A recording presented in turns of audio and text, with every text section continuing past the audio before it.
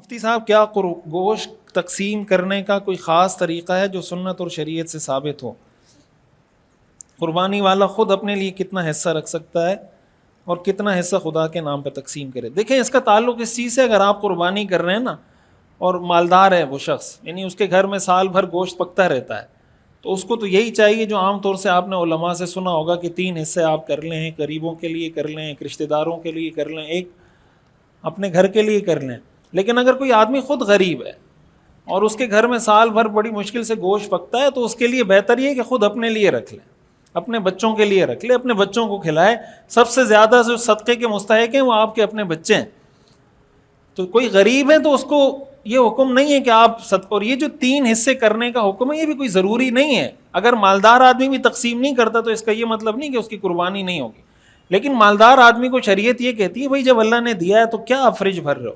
لیکن غریب آدمی جس کے پاس بعد میں اس کو پتہ ہے کہ یار گوشت پتہ نہیں ملے، کھانے کو نہیں ملے، تو وہ اپنے پاس سٹور بھی کرنا چاہے تو کر سکتا ہے۔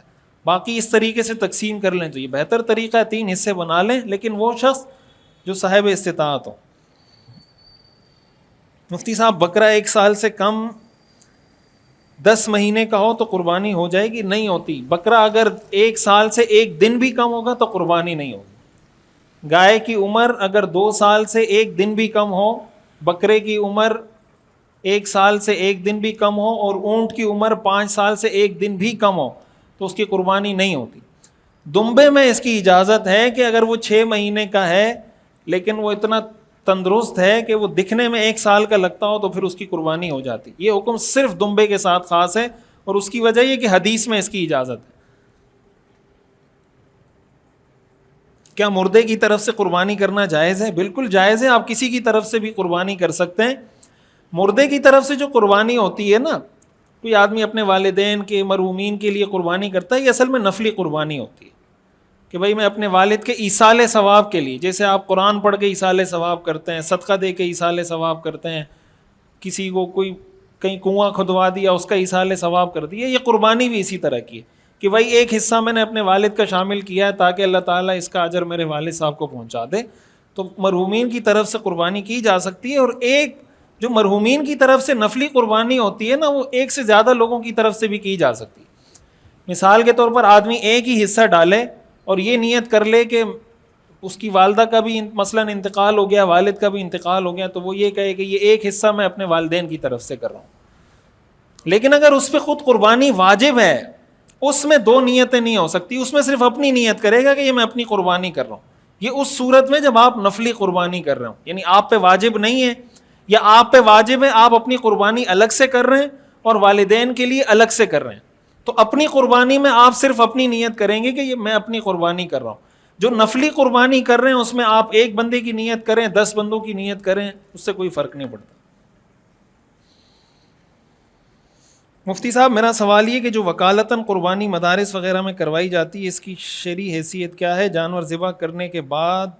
اچھا یہ کوئی اور سوال۔ دیکھیں یہ جو ہمارے ہاں اجتماعی قربانی ہوتی ہے نا، اجتماعی قربانی مدارس میں مختلف NGOs جو کر رہی ہوتی ہیں، اس میں اس چیز کا خیال رکھنا ان کے لیے ضروری ہے جو مدارس والے ہیں، جو NGOs والے ہیں، کہ یہ اجتماعی قربانی کوئی بزنس نہیں ہے، یہ عبادت ہے قربانی، تو اس کو بزنس بنانا جائز نہیں ہے۔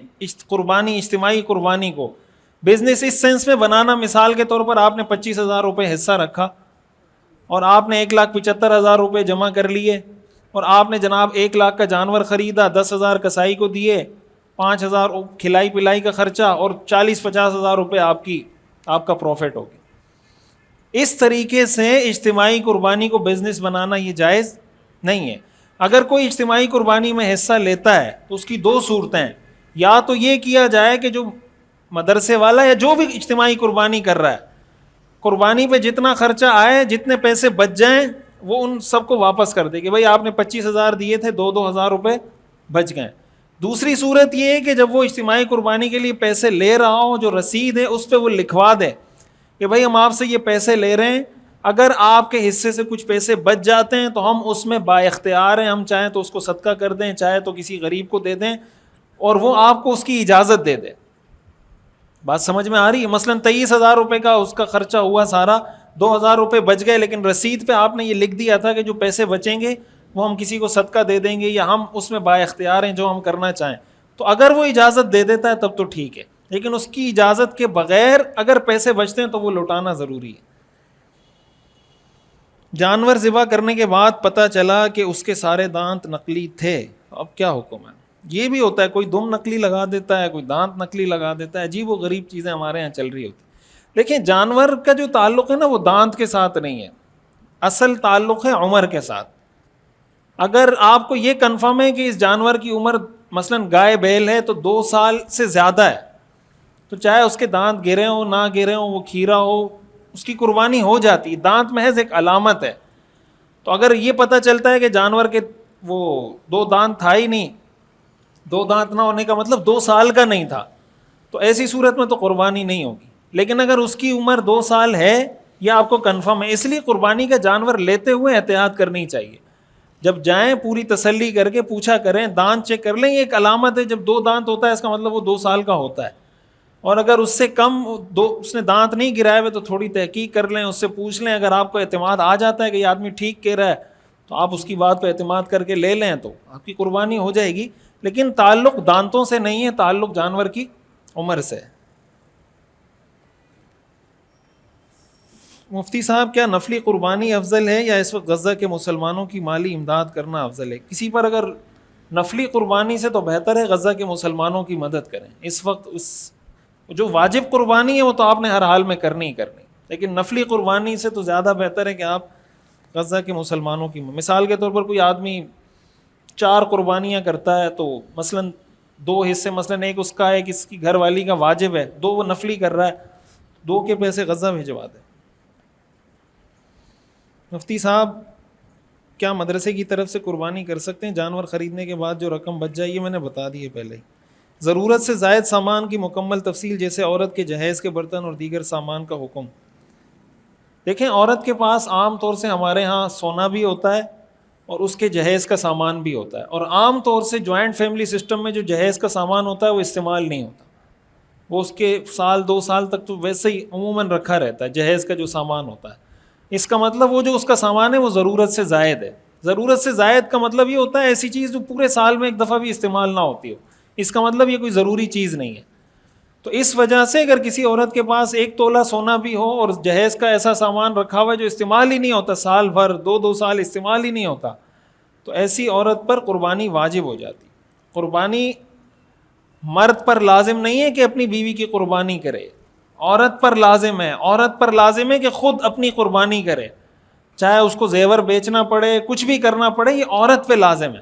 ہاں اگر شوہر کرنا چاہے اور بیوی کو کہہ دے کہ آپ کی قربانی میں کرتا ہوں, اپنے پیسوں سے کرتا ہوں, شریعت اس کی اجازت دیتی ہے. لیکن اگر شوہر نہ کرے تو شوہر گناہگار نہیں ہوگا, گناہگار عورت خود ہوگی جس پہ قربانی واجب ہے. قربانی کس پر واجب ہے اس کے بارے میں پچھلے ہفتے جو بیان تھا میں اس میں تفصیل سے بتا چکا ہوں. قربانی کا نصاب 5 چیزیں ہیں: سونا, چاندی, کیش, مال تجارت اور ضرورت سے زائد سامان. یہ 5 چیزیں ہیں. ان میں سے کوئی 1 یا 2-3 ملا کر اگر 52.5 تولہ چاندی کی قیمت کو پہنچ جاتے ہیں, جو آج کل تقریباً کوئی 1,80,000 ہو, آپ گوگل پہ سرچ کریں گے آپ کو مل جائے گا 52.5 تولہ چاندی کی قیمت کیا ہے. تو اگر اس کے ریٹ کو یہ ساری چیزیں پہنچ جاتی ہیں تو وہ صاحب نصاب ہے, اس پہ قربانی واجب ہے.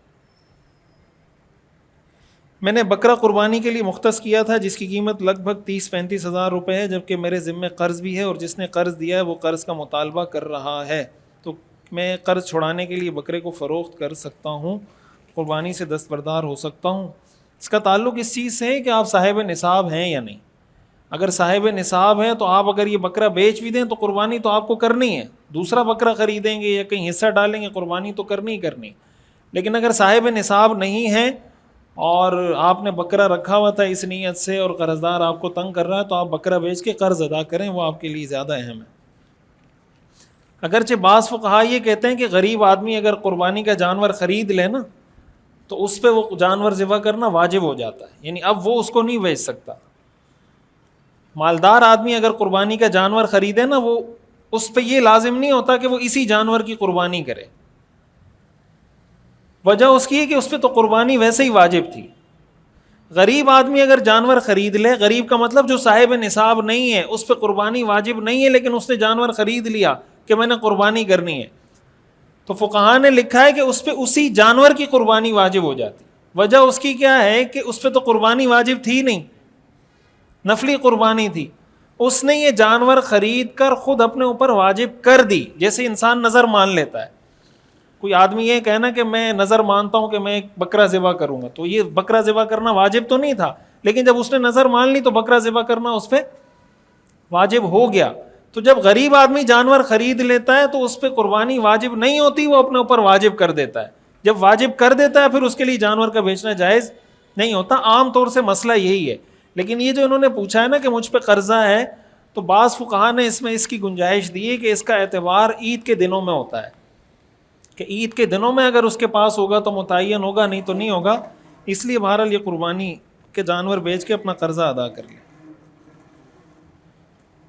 کیا قربانی کے پیسے فلسطین بھیجنا جائز ہے جبکہ ہمیں معلوم ہے کہ وہاں قربانی کے لیے کوئی جانور نہیں ہے، بس دال وغیرہ ہے؟ دیکھیں قربانی کے پیسے آپ دیکھیں، اگر کوئی ادارہ ایسا ہے وہاں عام طور سے جو طریقہ پچھلے سال بھی عام این جی اوز نے رکھا تھا وہ یہ رکھا تھا کہ قربانی کے جانور کہیں اور ذبح کیے تھے، پھر وہ گوشت پیک کر کے ٹین پیک کے اندر وہ غزہ بھجوایا تھا. ظاہر ہے کہ وہاں جو صورت حال ہے وہاں تو جانور بہت ہی محدود ہیں، بہت کم ہیں، اور ہیں بھی تو بہت مہنگے ہیں. یعنی اس میں اگر آپ ایک حصہ ڈالیں گے، میں اس دن وہ دیکھ رہا تھا خبریں، وہاں پہ جو پیاز ہے نا، پیاز کے ٹکڑے کیے ہوئے ہیں، پیاز آدھا پیاز $15 کا مل رہا ہے وہاں، آدھا پیاز. اس طرح کی چیزیں، لہسن آدھا آدھا کر کے $20 $15 کا مل رہا ہے. وہاں امداد اندر داخل ہونے نہیں دی جا رہی، اسرائیل نے بند کیا ہوا ہے، ساری دنیا خاموش ہے اس پر. تو ایسی صورت حال میں عام طور سے یہ ہوتا ہے کہ وہ قربانی کہیں اور کرتے ہیں، پھر وہ گوشت پیک کروا کے وہ پھر وہاں بھجواتے ہیں. پچھلے سال کئی اداروں نے ایسا کیا تھا. مفتی صاحب امید ہے آپ خیریت سے ہوں گے. اگر ایک بندہ قربانی کا ارادہ رکھتا ہے تو پھر گھر میں کس کس کے لیے عید الاضحیٰ سے 10 دن پہلے ناخن نہ کاٹنے کا اہتمام کرنا چاہیے؟ جس نے قربانی کرنی ہے اس کو اس چیز کا حکم ہے کہ بھائی حاجیوں کے ساتھ مشابہت اختیار کرے. حاجیوں کے لیے اجازت نہیں ہوتی نا احرام کی حالت میں ناخن کاٹنے کی، بال کاٹنے کی، تو اس کو یہ حکم ہے کہ تم بھی حاجیوں کے ساتھ مشابہت اختیار کرو اور ناخن بال مت کاٹو. باقی جس نے قربانی نہیں کرنی اس کے لیے، اور یہ حکم بھی مستحب ہے، کوئی فرض واجب نہیں ہے کہ ہر حال میں آپ نے اگر ناخن کاٹ دیے مثلا تو گناہ ہوگا یا قربانی نہیں ہوگی، ایسا حکم نہیں ہے. سنت عمل ہے، کوئی کرے گا تو اس کو ثواب ملے گا.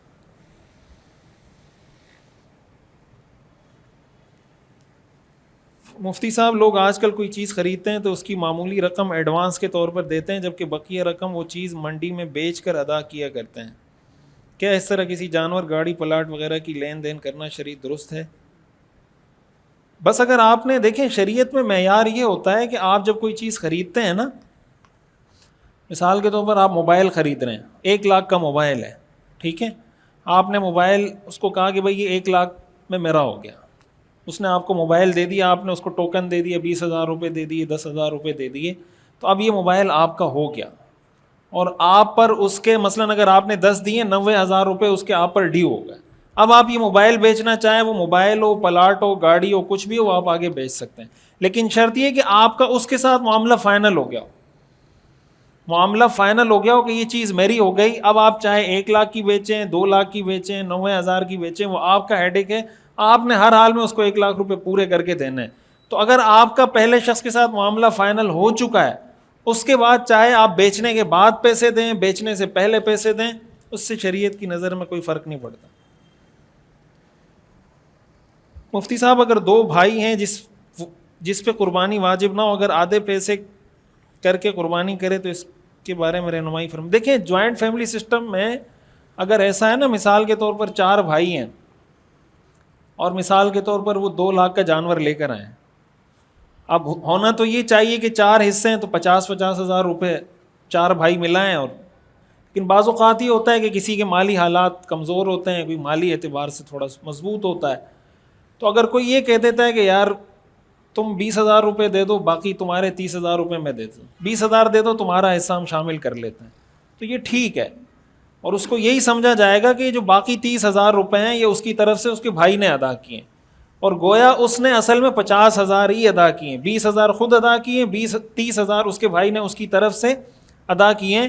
تو جوائنٹ فیملی سسٹم میں یا والد کسی کو کہتا ہے بیٹا آپ 10,000 دے دو باقی میں کر لوں گا، تو اگر ایسا ہو کہ ایک بھائی نے 50 دیے، ایک نے 70 دیے، ایک نے 20 دیے، ایک نے 10 دیے، تو اس سے قربانی ہو جاتی ہے۔ لیکن اگر آپ جوائنٹ اپنی فیملی کا نہیں ہے، باہر کے لوگوں کا ہے، مثلا کوئی اجتماعی قربانی کر رہا ہے اور آپ نے مثلا 25,000 روپے کا حصہ رکھا ہے، تو آپ 4 بندوں کو تو کہیں 25,000 روپے، اور آپ کا اپنا بھائی آپ اس کو کہیں آپ 15 دے دو بس میں، یہ جائز نہیں ہے۔ وجہ اس کی ہے کہ اس میں ان سب کا حق ہے، وہ جو 7 لوگ ہیں سب کا حق ہے۔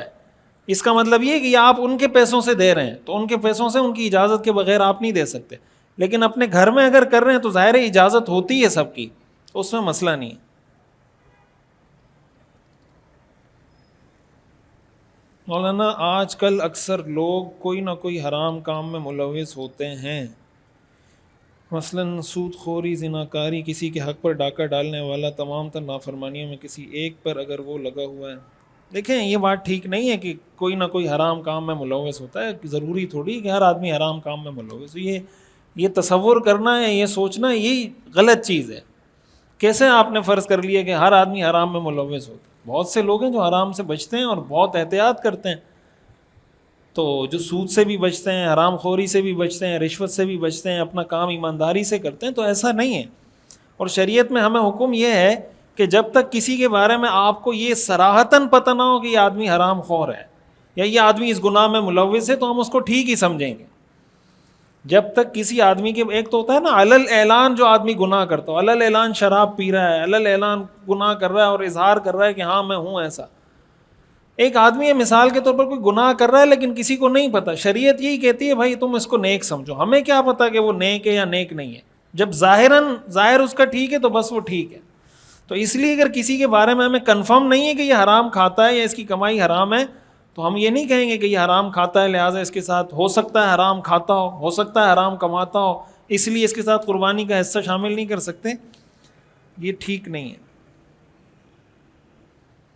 مفتی صاحب میرا سوال یہ کہ میرے پاس ایک عدد دیہات میں پلاٹ ہے جہاں صرف 4 دیواری کی ہوئی ہے، کوئی آباد کاری نہیں کی، کبھی ارادہ بن رہا ہے اس پلاٹ کو بیچ کر کسی دوسری اپنی قریب ترین جگہ پہ پلاٹ خرید لوں، کبھی دل کرتا ہے نہیں جو ہے بہترین ہے۔ ایسے میں چونکہ پلاٹ کے بیچنے کی نیت کر کے بعد میں پھر متذبذب ہونے پر قربانی واجب ہوگی یا نہیں ہوگی؟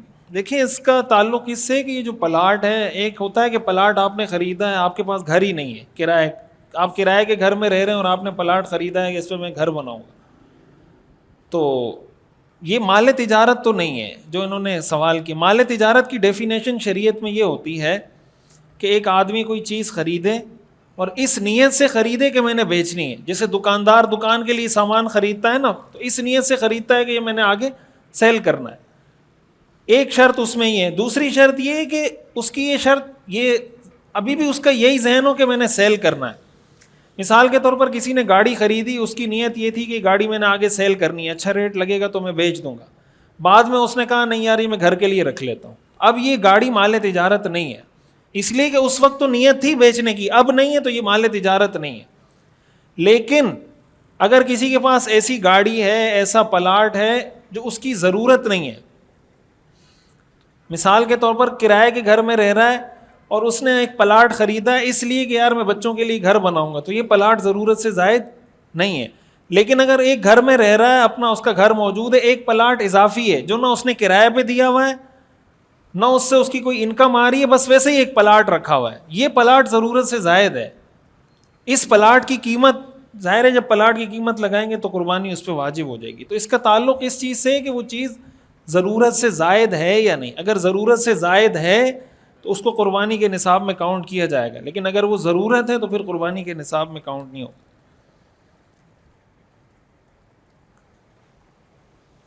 افیون اور بھنگ کی آمدنی سے حیوان خرید کر قربانی کرنا کیسا ہے؟ اس کی انکم حرام ہے، جائز نہیں ہے، جب جائز نہیں ہے تو قربانی بھی جائز نہیں ہے۔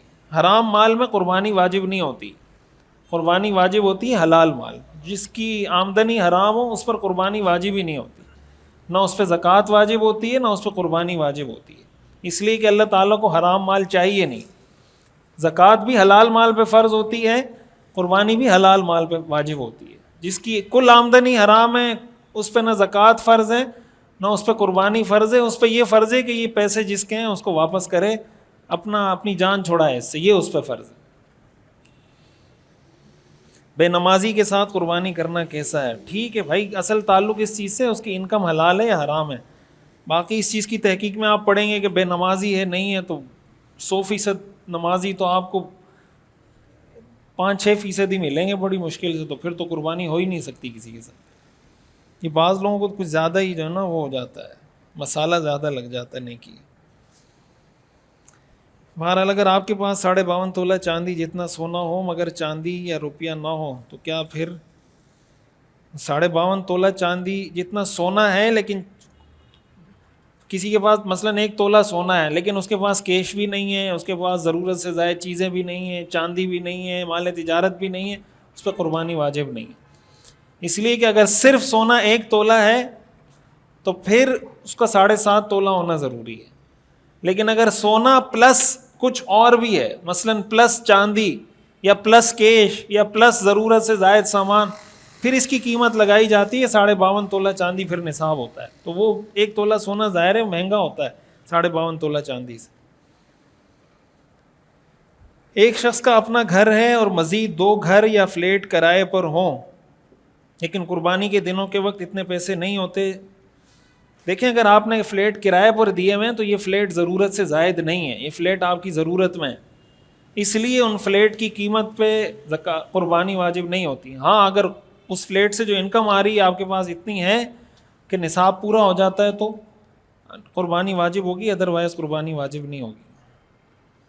مفتی صاحب اگر وسعت نہ ہو تو قربانی اپنی جانب سے کرائے یا مرحوم والدین کی طرف سے؟ جب واجب نہیں ہے آپ ایک قربانی میں اپنی نیت بھی کر سکتے ہیں، والدین کی بھی کر سکتے ہیں. نفلی قربانی ہے نا، آپ نیت کریں یا اللہ اس میں مجھے بھی ثواب عطا فرما، میرے والدین کو بھی ثواب عطا فرما، سب کو انشاءاللہ ثواب مل جائے گا.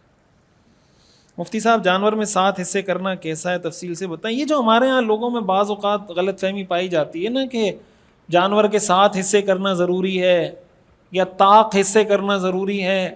7 حصے کا مطلب یہ کہ 7 سے زیادہ حصے نہیں کر سکتے. ایک آدمی اکیلا جانور بھی ذبح کر سکتا ہے، 2 حصے بھی ہو سکتے ہیں، 3 بھی ہو سکتے ہیں، 4 بھی ہو سکتے ہیں، 5 بھی ہو سکتے ہیں، 6 بھی ہو سکتے ہیں، 7 بھی ہو سکتے ہیں، 8 نہیں ہو سکتے، یہ مطلب ہے. اسی طرح کسی کا 1.5 حصہ نہیں ہو سکتا، کسی کا 2.5 حصہ نہیں ہو سکتا، کسی کے 3.5 حصے نہیں ہو سکتے. یا تو اس کا 1 حصہ ہوگا یا 2 ہوں گے یا 3 ہوں گے یا 4 ہوں گے یا 5 ہوں گے یا 6 ہوں گے. یہ نہیں ہو سکتا کہ 1.5 حصہ میرا 1.5 اس کا. بس اگر کسی کے 2 حصے ہیں، مثلا ایک جانور 2 بندوں نے مل کے خریدا تو بس اس میں 2 حصے ہیں، بھائی آدھا جانور آدھا تیرا آدھا میرا، 2 حصے ہیں. 3 بندے ہیں تو 3 حصے ہیں، 4 بندے ہیں تو 4 حصے ہیں.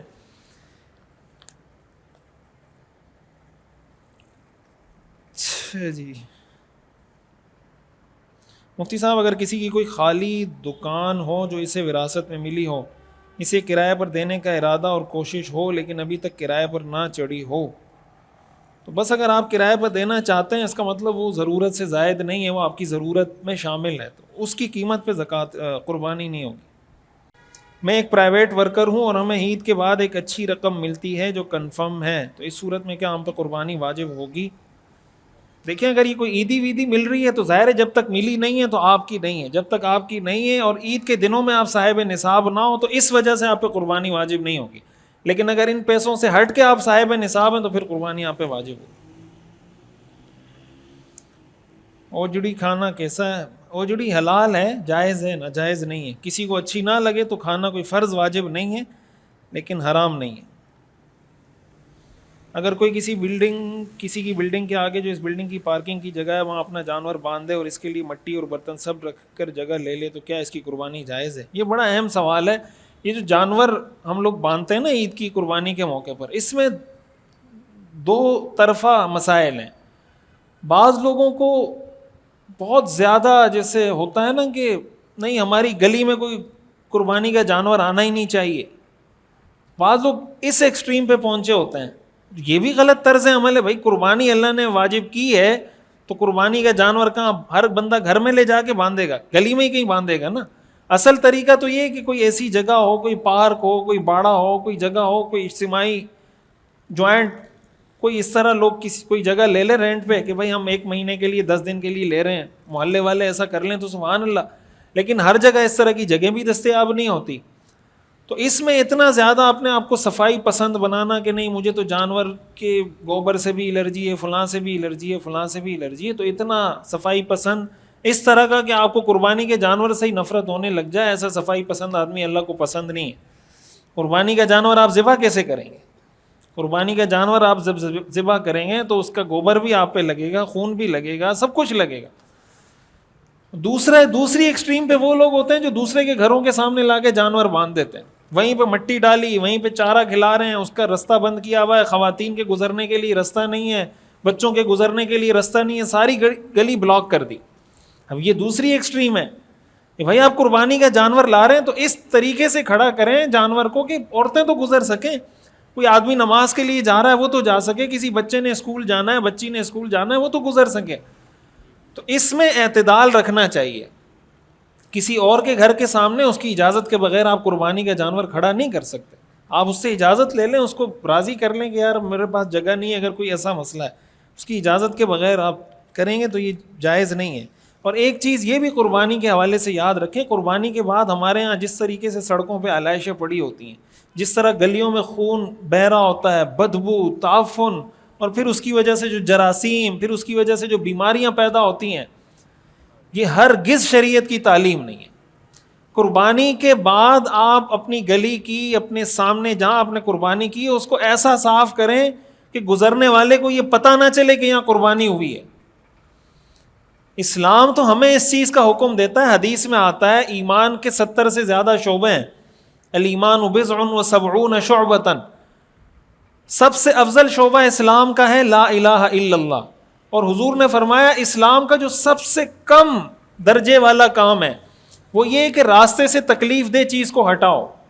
پتھر پڑا ہوا ہے، کوئی کیل پڑی ہوئی ہے، کوئی ایسی چیز ہے جس سے آپ کو لگتا ہے کہ یار کسی کو تکلیف ہوگی، یہ ایمان کا سب سے کم درجہ ہے کہ راستے میں کوئی تکلیف دہ چیز ہے آپ اس کو ہٹا دو. تو جو آدمی خود راستے میں تکلیف دہ چیز پھینک رہا ہو، ایک تو یہ نا کہ راستے میں تکلیف دہ چیز پڑی ہوئی آپ ہٹا نہیں رہے، اس کا مطلب آپ میں ایمان کا آخری درجہ بھی نہیں ہے. راستے میں تکلیف دہ چیز دیکھی، کیلے کا چھلکا پڑا ہوا دیکھا، کوئی کیل دیکھی، آپ کو پتا ہے یار یہاں سے گاڑی گزرے گی پنچر ہو جائے گی، پتھر رکھا پڑا ہوا ہے، آپ کو پتا ہے بچہ گزرے گا، گرے گا، چوٹ لگ جائے گی اس کو، لیکن اتنی توفیق نہیں ہو رہی کہ وہ پتھر اٹھا کے، وہ کیلے کا چھلکا اٹھا کے آپ سائڈ پہ پھینک دیں. اس کا مطلب وہ اسلام کا آخری درجہ بھی نہیں ہے اس آدمی میں. تو جو آدمی کیلے کا چھلکا خود پھینک رہا ہو، جو آدمی خود کیلے روڈ پہ پھینک رہا ہو، گاڑی میں جاتے جاتے لوگ کچھ کھا رہے ہوتے ہیں نا، ہائی وے پہ جا رہے ہوں گے، کیلے کا چھلکا اٹھا کے چلتی گاڑی سے پھینک دیں، پانی کی بوتل چلتی گاڑی سے اٹھا کے پھینک دیں، کوئی بھی شاپر ہے کچرے سے بھرا ہوا چلتی گاڑی سے اٹھا کے پھینک دیں گے. تو بھائی شریعت تو یہ کہتی ہے کہ اگر ایسی کوئی چیز ہو اور آپ نہ ہٹائیں اس کا مطلب اسلام کا آخری درجہ بھی نہیں ہے. تو جو خود پھینک رہا ہو اس کا اسلام کہاں گیا؟ تو جو لوگ قربانی کرتے ہیں اور قربانی کرنے کے بعد ان کی گلیوں سے، گھروں سے تعفن اٹھ رہا ہے اور جناب خون کے دھبے، اور بھائی آپ قربانی کا جانور خرید رہے ہیں، 5 کلو چونا خرید لیں، اور جانور ذبح کرنے کے بعد جب گوشت ووشت سب سیٹ ہو جائے ادھر لے جا کے چونا، تھوڑا پانی بہا کے صاف کریں، چونا ڈالیں ایک دفعہ، تھوڑا پھر پانی ڈال کے دوبارہ چونا ڈالیں، وہ بالکل صاف ہو جائے گا. اگر آپ کی پوری گلی والے نہیں کر رہے نا تو آپ یہ نیت کریں کہ یار میں کروں گا، اس گلی کو میں صاف کروں گا. ہر آدمی اگر یہ نیت کر لے تو گلی گندی رہے گی. ہر آدمی کہتا ہے یار اس کے گھر کے سامنے کی جگہ گندی ہے، اس کے گھر کے سامنے، ہر ایک کی ذمہ داری ہے، لیکن کوئی نہیں کر رہا. تو ہم یہ سوچیں کہ یار ایک ثواب کا کام ہے، میری وجہ سے راستے سے تکلیف دہ چیز ہٹ جائے گی. اب علائشیں دیکھیں، جو متعین جگہ ہو علائشیں وہاں پہ ڈالنی چاہیے. اگر حکومت نے بتا دیا کہ یار یہ جگہ ہے یہاں پہ علائشیں ڈالیں، پھر اٹھا کے کسی روڈ کے کنارے پھینک دینا، لوگ آتے جاتے گھروں سے کچرا اٹھا کے رستے میں چلتے چلتے کہیں بھی پھینک دیتے ہیں. تو یہ تمیز تو ہمیں اسلام نے سکھائی ہے، اگر ہم میں نہیں ہے تو یہ تو ہمارا مسئلہ ہے نا، اسلام کا مسئلہ تو نہیں ہے. تو اس چیز کا بہت اہتمام کرنا چاہیے. یہ بہت بری بات ہے کہ آپ اسلام کے ایک حکم کی اس طرح لوگوں کے دلوں میں گویا آپ نفرت بٹھا رہے ہیں. کہ یار یہ قربانی دیکھو، قربانی کے بعد اتنا گند ہو جاتا ہے. آپ کی وجہ سے اگر کسی کے دل میں ایسا کوئی خیال بھی آتا ہے، اس کے مجرم بھی آپ ہوں گے. تو اس چیز کا خصوصی اہتمام کرنا چاہیے. نوجوانوں کو اس کے لیے کوئی گروپ بنا لینا چاہیے کہ یار اگر بڑے نہیں کرتے ہم کریں گے. کتنا خرچہ آئے گا یار، آپ چونا خرید لیں گے، نوجوان مل کے 100 روپے 200 روپے ملا لیں، پوری گلی کی صفائی کر سکتے ہیں. جو صفائی کرنے والے لوگ ہیں ان کو آپ 500 1000 روپے دے دیں، وہ ایسا چمکا دیں گے آپ کو ضرورت ہی نہیں پڑے گی. تو اس کا بہت زیادہ خیال رکھنا چاہیے.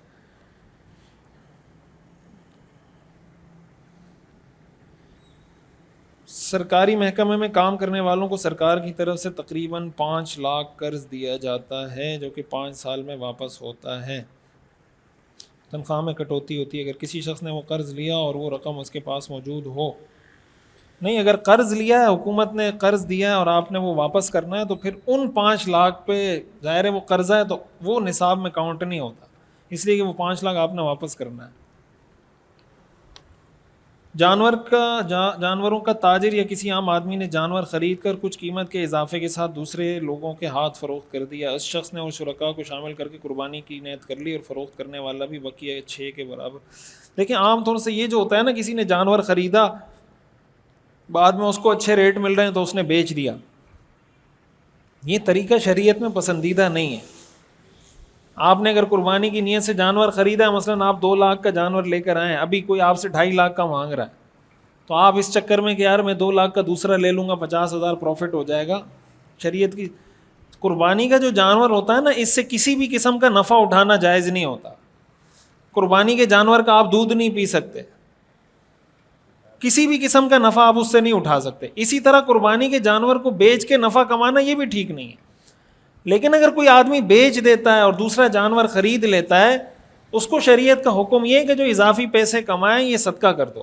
یعنی 2 لاکھ کا جانور خریدا ہے، 2.5 میں بیچا، 50,000 پروفٹ ہوا، یا 50,000 صدقہ کر دو. بہرحال قربانی کرے گا، قربانی اس کی ہو جائے گی، لیکن یہ شریعت میں پسندیدہ نہیں ہے. اور جیسے میں نے بتایا کہ جو غریب آدمی ہوتا ہے، غریب کا مطلب جس پہ قربانی واجب نہیں تھی اور اس نے جانور خرید لیا، اس کے لیے تو بیچنا جائز ہی نہیں ہے. جائز اس لیے نہیں کہ اس پہ وہ جانور متعین ہو جاتا ہے کہ اس نے اسی جانور کی قربانی کرنی، وہ پھر نہیں بیچ سکتا. 20 دن کی حاملہ بکری کی قربانی جائز ہے. کوشش یہ کرنی چاہیے کہ جانور پیگننٹ نہ ہو، حاملہ نہ ہو. لیکن اگر گائے ہے، بکری ہے، وہ حاملہ ہے تو قربانی اس کی بھی ہو جاتی ہے. لیکن شریعت ترجیح اس کو دیتی ہے کہ حاملہ جانور کی قربانی نہ کی جائے. لیکن اگر کوئی کرے گا قربانی ہو جائے گی. مفتی صاحب آج کل یہ بات کہی جاتی ہے کہ منڈیوں میں جانوروں کو نقلی دانت لگائے جاتے ہیں. یہ میں پہلے بتا چکا ہوں کہ بس یہ انہوں نے لکھا ہے کہ پتہ کیسے چلے گا کہ جانور کی اصلی عمر کیا ہے. آپ اس سے پوچھیں جو بیچنے والا ہے. آپ کو یقین نہیں آ رہا، آپ اس کو کہیں بھائی قسم کھا لو. اگر وہ قسم کھا لیتا ہے تو میرے خیال سے آپ بری اس ذمہ ہے، اس نے قسم کھا لی، اب اس کا اور اللہ کا معاملہ ہے. اگر آپ کو لگتا ہے بظاہر کہ ہوگا لیکن یقین نہیں آ رہا تو اس سے قسم اٹھوا لیں.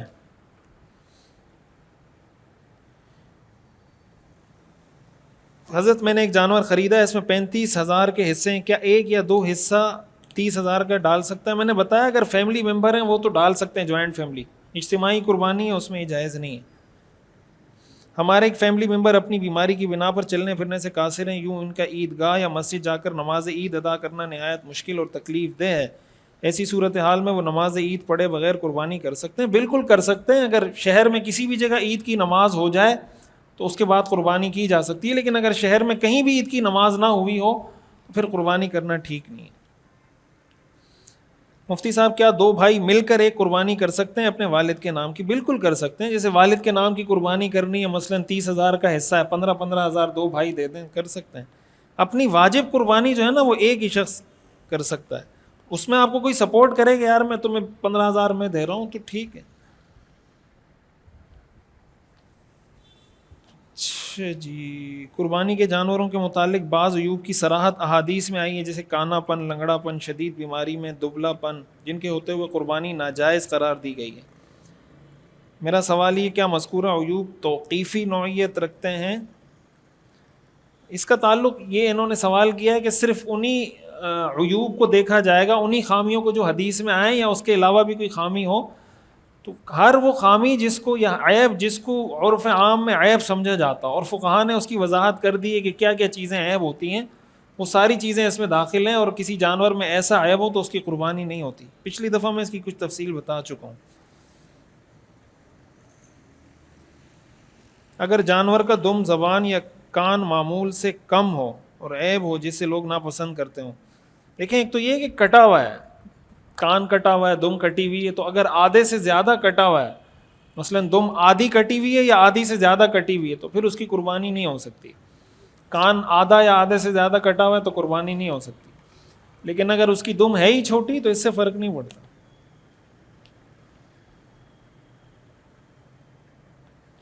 بس کافی ہو گئے یار بہت سوالات. یہ گوشت تقسیم کرنے کے حوالے سے میں بتا دوں، عام طور سے جو گوشت تقسیم کرتے ہیں نا، مشترکہ قربانی جب ہوتی ہے تو ایک تو فیملی کی آپس کی قربانی ہوتی ہے. اگر وہ حصے آپ نے ڈالے ہیں، 2-3 بھائی ہیں اور گوشت ایک ہی جگہ جانا ہے، ایک ہی فریج میں جانا ہے، ایک ہی جگہ جانا ہے، پھر تو تقسیم ظاہر کرنے کی ضرورت ہی نہیں ہے. جانور ذبح ہوگا، گوشت چلا جائے گا. لیکن اگر الگ الگ گھر ہیں تو ایسی صورت میں قربانی کے گوشت تقسیم کرتے وقت اس چیز کا بہت لحاظ کرنا چاہیے. مثلا آپ نے 3-4 حصے ڈالے ہوئے ہیں اور چاروں کا گوشت الگ الگ گھروں میں جانا ہے، چاہے وہ بھائی ہوں کچھ بھی ہوں، لیکن الگ الگ آپ نے حصے دینے ہیں ان کو. ایسی صورت میں برابر تقسیم کرنا ضروری ہوتا ہے، تول کر، بالکل ناپ تول کر تقسیم کرنا ضروری ہوتا ہے. اندازے سے تقسیم کرنا جائز نہیں ہوتا. اگر کوئی اندازے سے تقسیم کرنا چاہتا ہے اس کا حل پھر یہ ہے کہ آپ کلیجی اور پائے اس کو الگ کریں، کلیجی اور پائے اس کو الگ کریں، اور کسی کے حصے میں کلیجی رکھ دی، کسی کے حصے میں پائے رکھ دیے. یعنی ایک آدمی کے پاس گوشت بھی جا رہا ہو پلس کلیجی یا پائے بھی جا رہے ہوں. بات سمجھ میں آ رہی ہے؟ اگر ایسا ہو رہا ہو تب یہ ٹھیک ہے، اندازے سے بھی ٹھیک ہے. لیکن اگر آپ ساری چیزیں برابر برابر تقسیم کر رہے ہیں گوشت، تو ایسی صورت میں وزن کر کے، اور یہ معاملہ بڑا حساس ہے، یعنی یہ حلال حرام کا مسئلہ ہے.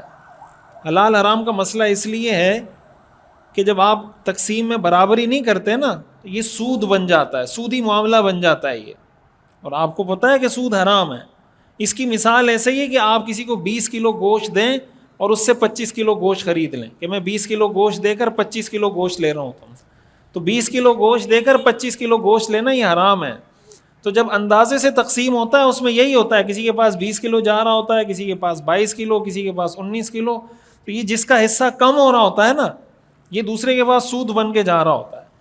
اس سے بچنے کا طریقہ یہ ہے کہ آپ جب سارے حصوں میں کلیجی اور پائے رکھ دیں گے تو ایسی صورت میں پھر برابری ضروری نہیں ہے. پھر کم زیادہ بھی ہوں تو سود نہیں ہوتا، پھر کم زیادہ بھی ہو سکتا ہے. وجہ اس کی کہ جو کلیجی ہے اور یہ جو پائے ہیں یہ گوشت نہیں سمجھے جاتے شریعت کی نظر میں، یعنی یہ الگ کوئی چیز ہے. اس کی مثال آپ یہ سمجھیں کہ آپ 20 کلو گوشت کے بدلے میں 25 کلو گوشت خرید رہے ہیں نا، تو آپ اس کو 20 کلو گوشت دے دیں، ساتھ مثال کے طور پر آپ 1 کلو ٹماٹر دے دیں. سمجھ آ رہی بات؟ 20 کلو گوشت دیا اور ساتھ 1 کلو ٹماٹر دے دیا، اس نے آپ کو بدلے میں 25 کلو گوشت دیا. تو شریعت یہ کہتی ہے کہ 20 کلو گوشت 20 کلو کے مقابلے میں، اور وہ جو 5 کلو ایکسٹرا دیا ہے وہ 1 کلو ٹماٹر کے مقابلے میں چلا جائے گا، تو وہ سود نہیں ہوتا. تو اس لیے اگر پائے اور کلیجی شامل کر لیں حصوں میں تو پھر برابری ضروری نہیں ہوتی، ادروائز برابر تقسیم کرنا ضرور. آپ حضرات کا کوئی سوال ہے تو پوچھ لیں، میرے خیال سے بہت ہو گیا یار بس. ہاں یہ اچھا سوال ہے. 9 ذی الحجہ یوم عرفات کے دن روزہ رکھنا سنت ہے، چونکہ یوم عرفہ صرف سعودی عرب میں ہوتا ہے، تو کیا ہم جس دن، دیکھیں ہمارے جتنے احکام ہیں وہ ہم پر ہمارے چاند کے لحاظ سے. ہمارے ہاں جب 9 ذی الحجہ ہوگا ہم اس دن کا روزہ رکھیں گے. تو اگر کوئی دونوں دن کا رکھ سکتا ہے، یعنی جس دن وہاں 9 ہوگا یا 8 ہوگا، تو یہ جو ذی الحجہ کے 10 دن ہیں نا، ان میں ہر دن کے روزے کی بہت فضیلت ہے. روزانہ یہ جو 10 دن ہے، حدیث میں آتا ہے کہ ذی الحجہ کے 10 دن اللہ کی نظر میں، قرآن میں آتا ہے نا والفجر ولیال عشر، قسم ہے فجر کی اور قسم ہے 10 راتوں کی. اللہ نے ان 10 راتوں کی قسم کھائی ہے. وہ 10 راتیں یہ ذی الحجہ کی ابتدائی 10 راتیں ہیں. اور رسول اللہ صلی اللہ علیہ وسلم نے امت کو ترغیب دی ہے. روایات میں یہ تک آتا ہے کہ اس کی ہر رات لیلۃ القدر سے افضل ہے. یہ جو 10 راتیں ہیں ان کی ہر رات لیلۃ القدر سے افضل ہے، اور اس کے ایک دن کے روزے کا ثواب 1 سال کے روزے کے برابر ہے۔ اور پھر جو 9 ذی الحجہ کا روزہ ہے، یعنی عید سے ایک دن پہلے جو 9 ذی الحجہ ہوتا ہے، اس کا ثواب اور زیادہ ہے۔ اور ان دنوں کے اندر حدیث میں ہمیں اس بات کا حکم ہے کہ 4 تسبیحات کثرت سے پڑھا کریں، تو ہمیں اس کا اہتمام کرنا چاہیے۔ سبحان اللہ، الحمد للہ، لا الہ الا اللہ، اللہ اکبر۔ حدیث میں حکم ہے کہ ان 10 دنوں میں یہ تسبیح کثرت پڑھیں، اس کا گھر میں ماحول بنائیں، اپنے بچوں کو، بچیوں کو، گھر والوں کو، سب کو بتائیں کہ جتنے وظیفے آپ پڑھتے ہیں نا، ان دنوں میں سارے وظیفے چھوڑ کے اس وظیفے پہ آ جائیں، اس لیے کہ حدیث میں حکم ہے فَأَكْثِرُوا فِيهِنَّ مِنَ التَّسْبِيحِ وَالتَّكْبِيرِ وَالتَّحْمِيدِ وَالتَّهْلِيلِ۔ اور یہ جو ہم پڑھتے ہیں نا سبحان اللہ والحمد للہ ولا الہ الا اللہ واللہ اکبر، اس میں یہ چاروں چیزیں جمع ہو جاتی، سبحان اللہ، الحمد للہ، لا الہ الا اللہ، اللہ اکبر۔ تو ان 10 دنوں میں اس کا بہت زیادہ چلتے پھرتے آتے جاتے جب زبان فارغ ہو اس کا اہتمام رکھیں، اس کی بہت زیادہ اہمیت ہے۔ اور ان 10 دنوں میں کوشش کریں تلاوت، صدقہ، رشتہ داروں کا خیال رکھنا، جو نیکیاں ہو سکتی ہیں زیادہ سے زیادہ کریں، تاکہ ان دنوں کی جو فضیلت ہے وہ ہم کو کسی نہ کسی درجے میں حاصل ہو سکے۔ اور زیادہ روزے نہ رکھ سکیں تو 9 ذی الحجہ کا روزہ رکھنے کی ضرور کوشش کریں۔ اللہ تعالی ہمیں سمجھنے کی اور عمل کرنے کی توفیق عطا فرمائے۔